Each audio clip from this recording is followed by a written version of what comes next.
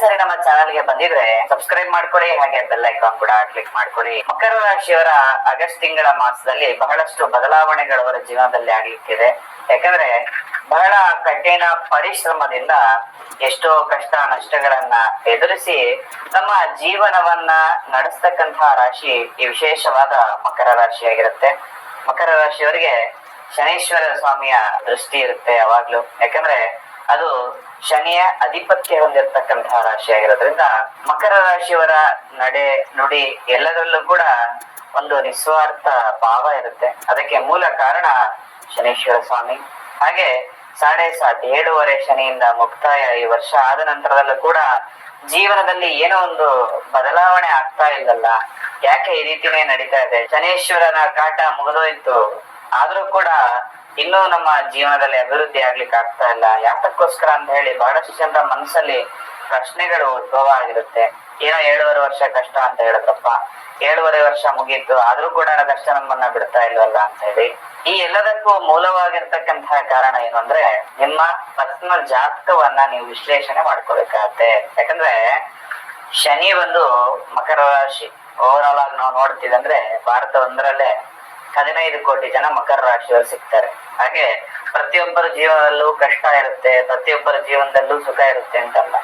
ರಾಶಿಯನ್ನೋಡಾಗಿ ನೋಡೋದ್ಕಿಂತ ವಿಶೇಷವಾಗಿ ನಿಮ್ಮ ಪರ್ಸನಲ್ ಜಾತಕವನ್ನ ಒಂದ್ಸರಿ ಪರಿಶೀಲನೆ ಮಾಡ್ಕೊಳ್ಬೇಕಾಗತ್ತೆ. ಯಾಕಂದ್ರೆ ಕೆಲವೊಬ್ಬರು ಜೀವನದಲ್ಲಿ ಯಾವುದೇ ರಾಜಯೋಗ ಇಲ್ಲ ಅಂದ್ರೂ ಕೂಡ ದಿನದಿಂದ ದಿನಕ್ಕೆ ಅಭಿವೃದ್ಧಿಯನ್ನ ಆಗ್ತಾ ಇರ್ತಾರೆ. ಇನ್ನು ಕೆಲವರು ರಾಜಯೋಗ, ಗಜಕೇಸರಿ ಯೋಗ ಎಲ್ಲ ಯೋಗಗಳು ಅವರ ಜಾತಕದಲ್ಲಿ ಇಟ್ಕೊಂಡ್ರು ಕೂಡ ಯಾವುದೇ ರೀತಿ ಅಭಿವೃದ್ಧಿ ಆಗೋದಕ್ಕಾಗ್ತಾ ಇರೋದಿಲ್ಲ. ಮೂಲ ಕಾರಣ, ನಾನು ಯಾವ ದಾರಿಯಲ್ಲಿ ಹೋಗ್ಬೇಕು, ಯಾವ ಕೆಲಸ ಮಾಡ್ಬೇಕು, ನನಗೆ ಯಾವ ಕೆಲಸ ಬರುತ್ತೆ, ವ್ಯವಹಾರ ಯಾವ್ದು ಮಾಡ್ಬೋದಾ ಬೇಡವಾ, ಈ ಒಂದು ಸರಿಯಾದ ಪ್ರಶ್ನೆಗೆ ಉತ್ತರವೇ ಇಲ್ದಂಗೆ ಏನೇನೋ ಮಾಡ್ತಾ ಇರ್ತಾರೆ. ಹಾಗಾಗಿ ಸಕ್ಸಸ್ ಆಗೋದಕ್ಕೆ ಬಹಳ ಕಷ್ಟ ಆಗುತ್ತೆ.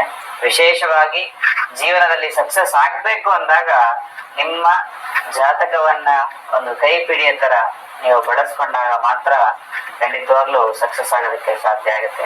ಹಾಗೆ ಆಗಸ್ಟ್ ಮಾಸದಲ್ಲಿ ವ್ಯವಹಾರಿಕವಾಗಿ ಒಂದಷ್ಟು ಲಾಭಗಳನ್ನ ಪಡ್ತಕ್ಕಂಥದ್ದು ಮಕರ ರಾಶಿಯವರಿಗೆ ಸಂಭವ ಇರ್ತಕ್ಕಂಥದ್ದು. ಈ ಹಿಂದೆ ಹೇಳ್ದಂಗೆ ಮಕರ ರಾಶಿಯವರಿಗೆ ಚೆನ್ನಾಗಿ ಆಡ್ ಬರುವಂತಹ ಬಿಸ್ನೆಸ್ ಗಳು ಯಾವ್ದು ಅಂತೆಲ್ಲ ಹಿಂದಿನ ಸಂಚಿಕೆಗಳಲ್ಲಿ ತಿಳಿಸ್ಕೊಟ್ಟಿದ್ದೇನೆ. ಅದನ್ನ ನೋಡ್ಕೊಂಡು ಪಾಲಿಸ್ಕೊಂಡು ಹೋಗಿ. ಹಾಗೆ ಮಕರ ರಾಶಿಯವರು ಅವರ ಸಕ್ಸಸ್ ಆಗೋದಕ್ಕೆ ಏನ್ ಸೀಕ್ರೆಟ್ ಅನ್ನ ಉಪಯೋಗಿಸ್ಕೋಬೇಕು ಅದೆಲ್ಲದರ ಬಗ್ಗೆ ಕೂಡ ಹಿಂದಿನ ಸಂಚಿಕೆಗಳಲ್ಲಿ ಹೇಳಿದ್ದೇನೆ. ಅದನ್ನ ನೋಡಿಲ್ಲ ಅಂದ್ರೆ ಖಂಡಿತವಾಗ್ಲೂ ಹೋಗಿ ಚೆಕ್ ಮಾಡ್ಕೊಳ್ಳಿ. ಹಾಗೆ ಮಕರ ರಾಶಿಯವರು ಒಂದಷ್ಟು ಐಷಾರಾಮಿ ವಸ್ತುಗಳನ್ನ ಆಗಸ್ಟ್ ಮಾಸದಲ್ಲಿ ಖರೀದಿ ಮಾಡತಕ್ಕಂತಹ ಯೋಗಗಳು ನಿಮ್ಮನ್ನ ಪಡ್ಕೊಂಡು ಬರುತ್ತೆ. ಅಂದ್ರೆ ತುಂಬಾ ಎಸೆನ್ಷಿಯಲ್ ಆಗದೆ ಇರುವಂತಹ ವಸ್ತುಗಳಾಗಿರ್ಬೋದು, ಅದನ್ನ ಖರೀದಿ ಮಾಡುವಂತಹ ಯೋಗಗಳು ಬರುತ್ತೆ. ಹಾಗೆ ಇಂಪೋರ್ಟ್ ಎಕ್ಸ್ಪೋರ್ಟ್ ಬಿಸ್ನೆಸ್ ಯಾರಾದ್ರೂ ಮಾಡ್ತಾ ಇರುವಂತವ್ರು, ಅಂದ್ರೆ ವಿದೇಶದ ಜೊತೆ ನಂಟಿರ್ತಕ್ಕಂಥವ್ರು, ನೀವು IT ಕಂಪ್ನಿಯಲ್ಲಿ ಕೆಲಸ ಮಾಡುವಂತದ್ದು ಆಗಿರ್ಬೋದು, ತಮ್ಮೆಲ್ಲರಿಗೂ ಕೂಡ ಈ ಮಾಸದಲ್ಲಿ ಬಹುತೇಕ ಲಾಭಗಳಾಗ್ತಕ್ಕಂತಹ ಸಂಭವ ಇರುವಂತದ್ದು.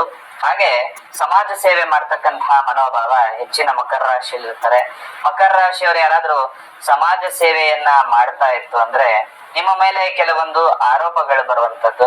ನೀವು ಒಳ್ಳೆದೇ ಮಾಡಿರ್ತೀರಿ, ಆದ್ರೂ ಕೂಡ ಜನರ ಕೆಟ್ಟ ದೃಷ್ಟಿ ನಿಮ್ಮ ಮೇಲೆ ಬಿದ್ದು ಅವನ ಆತರ ಮಾಡ್ತಾನೆ ಈ ತರ ಮಾಡ್ತಾನೆ ಅಂತ ಹೇಳಿ, ಅಥವಾ ಅವರ ಲಾಭಕ್ಕೆ ನೀವು ಅಡ್ಡ ನಿಂತಿದ್ದೀರಿ ಅಂತ ಹೇಳಿ ನಿಮ್ಮ ಮೇಲೆ ಕೆಲವೊಂದು ಆರೋಪಗಳು ಬರ್ತಕ್ಕಂತಹ ಸಂಭವಗಳು ಕೂಡ ಈ ಮಾಸದಲ್ಲಿ ಇರ್ತಕ್ಕಂಥದ್ದು. ಕುಟುಂಬದ ಬಗ್ಗೆ ಹೆಚ್ಚಿನ ಕಾಳಜಿಯನ್ನ ಈ ಮಾಸದಲ್ಲಿ ವಹಿಸ್ಬೇಕಾಗತ್ತೆ. ಕುಟುಂಬದ ಬಗ್ಗೆ ಸ್ವಲ್ಪ ಚಿಂತೆ ಅಂತಕ್ಕಂಥದ್ದು ಕಾಡಬಹುದು, ಅಥವಾ ನಾನು ಇಷ್ಟು ಮಾಡ್ತಾ ಇದ್ದೀನಿ ನನ್ನ ಮನೆಯವರಿಗೆ, ಅವ್ರ ಕಡೆಯಿಂದ ಒಂದು ರಿಟರ್ನ್ ಆಗಿ ನಮ್ಮ ಮೇಲೆ ಏನೋ ಪ್ರೀತಿ ಇಲ್ವಲ್ಲ ಅಂತ ಹೇಳಿ ಒಂದಷ್ಟು ಚಿಂತೆಗಳು ಮಕರ ರಾಶಿಯವರಿಗೆ ಈ ಮಾಸದಲ್ಲಿ ಕಾಣಬಹುದು. ಹಾಗೆ ಸ್ವಲ್ಪ ಹೆಂಡತಿಯ ಆರೋಗ್ಯದಲ್ಲಿ ಏರಿಳಿತಗಳನ್ನ ಕೂಡ ಈ ಮಾಸದಲ್ಲಿ ಮಕರ ರಾಶಿಯವರು ಗಮನಿಸಬಹುದಾಗುತ್ತೆ. ಸ್ತ್ರೀಯರಿಗೆ ತೊಂದರೆ ಅಂತಕ್ಕಂಥದ್ದನ್ನ ಹೇಳ್ಬೋದು. ಹಾಗೆ ಮಕರ ರಾಶಿಯ ಸ್ತ್ರೀಯರು ಯಾರಾದ್ರೂ ಈ ಸಂಚಿಕೆಗಳನ್ನ ನೋಡ್ತಾ ಇದ್ರೆ ನಿಮಗೆ ಸ್ವಲ್ಪ ಆರೋಗ್ಯ ಸಮಸ್ಯೆಗಳು ಬರುವಂತಹ ಸಂಭವಗಳಿರುವಂತದ್ದು. ಹಾಗಾಗಿ ಈ ಮಾಸದಲ್ಲಿ ಹನುಮಂತನ ದೇವಸ್ಥಾನಕ್ಕೆ ಹೋಗಿ, ಆಂಜನೇಯ ಸ್ವಾಮಿಯ ದೇವಸ್ಥಾನಕ್ಕೆ ಹೋಗಿ ಒಂದು ದೀಪವನ್ನ ಹಚ್ಚಿಕೊಂಡು ಬನ್ನಿ. ಇದರಿಂದಾಗಿ ಆರೋಗ್ಯ ಸಮಸ್ಯೆಗಳು ಬರುವಂತದ್ದು ಸಂಪೂರ್ಣ ನಿವಾರಣೆ ಆಗ್ತಕ್ಕಂಥದ್ದಿರುತ್ತೆ. ಮಕರ ರಾಶಿಯವರು ಯಾರಾದ್ರೂ ಸ್ತ್ರೀಯರ ಜೊತೆ, ಹೆಣ್ಣು ಮಕ್ಕಳ ಜೊತೆ ಏನಾದ್ರೂ ವ್ಯವಹಾರವನ್ನ ಮಾಡ್ತಾ ಇತ್ತು ಅಂದ್ರೆ ಸ್ವಲ್ಪ ಎಚ್ಚರಿಕೆಯಿಂದ ಮಾಡಿ. ಒಂದು ಅತ್ಯಂತ ಹೆಚ್ಚಿನ ಧನಲಾಭ ಆಗತ್ತೆ, ಇಲ್ಲ ಅಂದ್ರೆ ಧನದಲ್ಲಿ ನಷ್ಟ, ಮಾನಹಾನಿ ಆಗುವಂತಹ ಸಂಭವಗಳು ಕೂಡ ಇರುವಂತದ್ದು. ಹಾಗಾಗಿ ಹೆಣ್ಣು ಮಕ್ಕಳ ಜೊತೆ ಸ್ತ್ರೀಯರ ಜೊತೆ ವ್ಯವಹಾರವನ್ನ ಮಾಡುವಾಗ ಸ್ವಲ್ಪ ನೋಡ್ಕೊಂಡು ವ್ಯವಹಾರ ಮಾಡ್ಲೇಬೇಕಾ, ಈ ಎಲ್ಲದರ ಕುರಿತಾಗಿ ಪೂರ್ಣ ಜ್ಞಾನವನ್ನ ತಿಳ್ಕೊಂಡು ಖಂಡಿತವಾಗ್ಲೂ ಮಕರ ರಾಶಿಯವರು ವ್ಯವಹಾರ ಮಾಡಿ. ಪುರುಷರಾಗ್ಲಿ ಸ್ತ್ರೀಯರಾಗ್ಲಿ, ಸ್ತ್ರೀಯರ ಜೊತೆ ಬೇರೆ ಅವರದ್ದು ಮಕರ ರಾಶಿ ಅಲ್ಲದೆ ಬೇರೆ ಯಾವ್ದ ರಾಶಿ ಆಗಿದ್ರೆ ಅವ್ರ ಜೊತೆ ವ್ಯವಹಾರ ಮಾಡ್ಬೇಕಾದ್ರೆ ಸ್ವಲ್ಪ ಎಚ್ಚರಿಕೆಯಿಂದ ಇರಬೇಕಾಗತ್ತೆ ಮಕರ ರಾಶಿಯವರು ಈ ಮಾಸದಲ್ಲಿ. ಹಾಗೆ ವಿದ್ಯಾರ್ಥಿಗಳಿಗೆ ಓದಿನಲ್ಲಿ ಹಿಂದೆ ಉಳಿತಕ್ಕಂತ ಸಂಭವಗಳಿರುವಂತದ್ದು. ಯಾರಿಗಾದ್ರೂ ರಿಸಲ್ಟ್ ಬರ್ತಾ ಇದ್ರೆ ಈ ಮಾಸದಲ್ಲಿ ಸ್ವಲ್ಪ ನೀವು ಅಂದುಕೊಂಡಾಗಿನ ಮಾರ್ಕ್ಸ್ ಸ್ವಲ್ಪ ಕಮ್ಮಿ ಬಂದು ಸ್ವಲ್ಪ ಚಿಂತೆ ಕಾಡ್ತಕ್ಕಂಥದ್ದು ವಿದ್ಯಾರ್ಥಿಗಳಿಗೆ ಈ ಮಾಸದಲ್ಲಿ ಇರ್ತಕ್ಕಂಥದ್ದು. ಹಾಗೆ ಮಕರ ರಾಶಿಯವರು ಗೃಹ ಕಾರ್ಯದಲ್ಲಿ ಅಥವಾ ಮನೆಯನ್ನ ಕಟ್ಟುವಂತಹ ಕೆಲಸಗಳಲ್ಲಿ ಏನಾದ್ರು ತೊಡಗಿಸ್ಕೊಂಡಿತ್ತು ಅಂದ್ರೆ ಈ ಮಾಸದಲ್ಲಿ ನಿಮ್ಮ ಮನೆ ಸಂಪೂರ್ಣ ಆಗಿ ಒಂದು ಗೃಹ ಪ್ರವೇಶವನ್ನ ಮಾಡ್ತಕ್ಕಂತಹ ಸಂಭವಗಳು.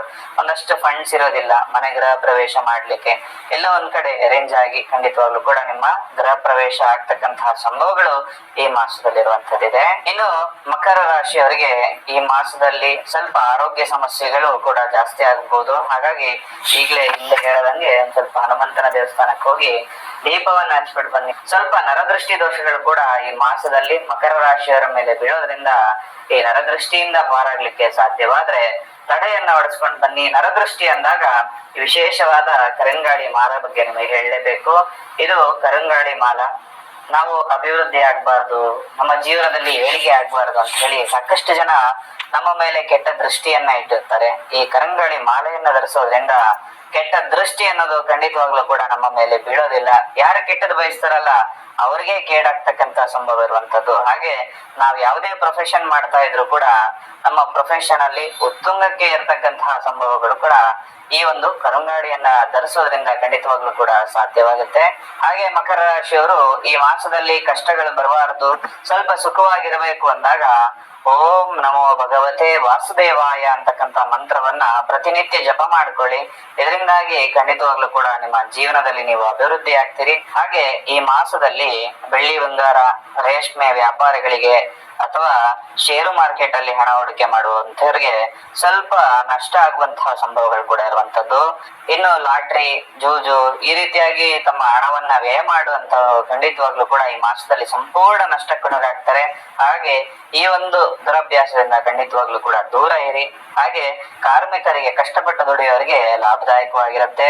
ಈ ಮಾಸದಲ್ಲಿ ಸ್ವಲ್ಪ ನವಗ್ರಹ ಪೀಡಾ ಪರಿಹಾರ ಸ್ತೋತ್ರವನ್ನ ಕೂಡ ಪ್ರತಿನಿತ್ಯ ನೀವು ಹೇಳಿಕೊಳ್ಳೋದ್ರಿಂದ ಅಭಿವೃದ್ಧಿ ಆಗ್ತೀರಿ.